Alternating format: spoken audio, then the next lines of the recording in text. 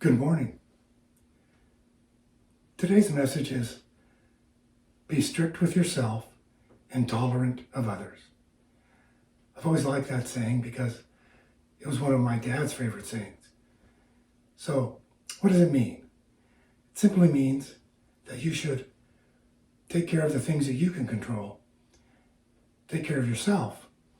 Be the kind of person you want to be and not worry so much about others. Hopefully you'll be able to surround yourself with people that are like you, that like to do the same type of things that you do, have the same or similar goals, same values, and same beliefs. But we're not always fortunate to be that way. Sometimes we have to be around people that aren't like us.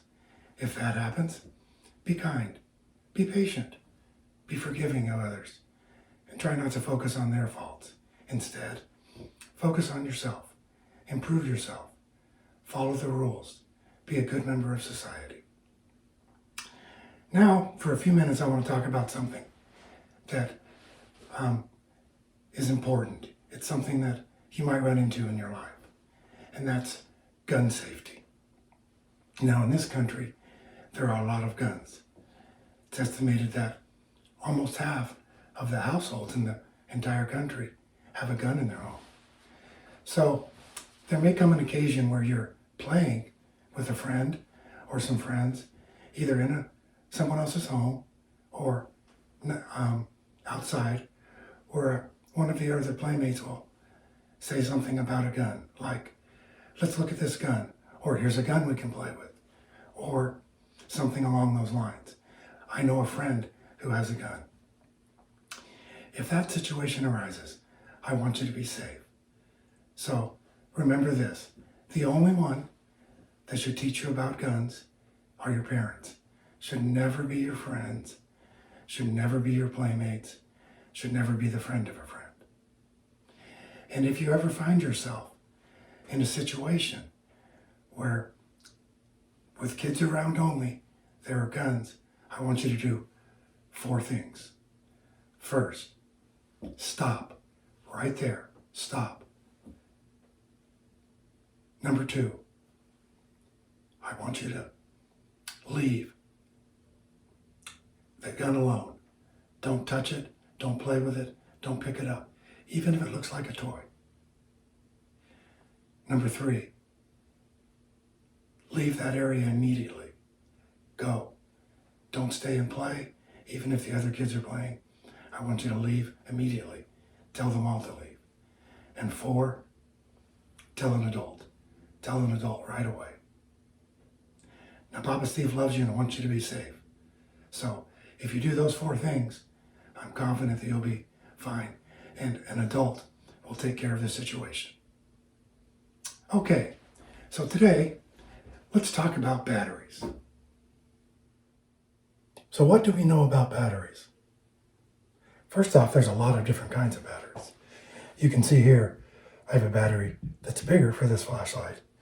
We have batteries that fit in our remote controls. Here's a micrometer for one of my machines that uses this tiny silver battery. And then here's a laser guide, which uses an even smaller battery. And then your smoke detector uses maybe one type of battery. And then a small flashlight, like over here, another type of battery. There's lots of batteries. So what is a battery? It's really simple. A battery, like this one here, is where chemical energy is stored that gets converted to electrical energy when you apply a circuit to it. It's that simple. If you applied a circuit to this battery and it had electrons left in it, then the electrons would flow from the negative side, the anode, to the positive side, the cathode, and complete a circuit, and you'd have electrical energy for use. So that's what a battery is. And that's how they work. Now, we've all had to change batteries, and really simply, I'll use the remote because it's easy.